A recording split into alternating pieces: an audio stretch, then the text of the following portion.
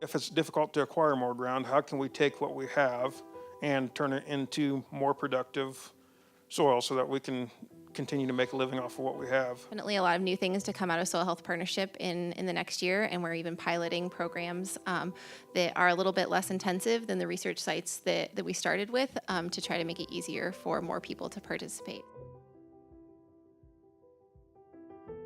Most trials in the soil partnership have to do with a lot of cover crop stuff.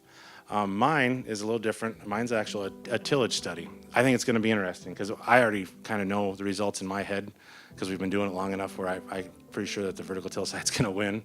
But now I'll have some actual scientific replication data to back it. I always tell people to take a shovel out to the field and look at your soils and see what you feel like your tillage implements are doing to your soils, because a lot of people, like to Phil's point, don't like vertical tillage.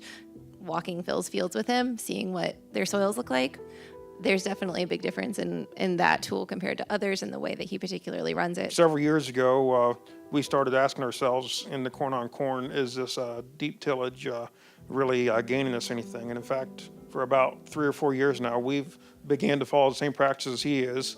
We hit it once in the fall with a vertical till and once in the spring, and we're planting corn on corn right into that. And we're just not seeing any drawbacks to that whatsoever. So I think if everybody would just start trying some stuff and don't be afraid to try something new, and you wouldn't have to go buy some machine or have some custom work done by somebody that to try it on a farm or something like that.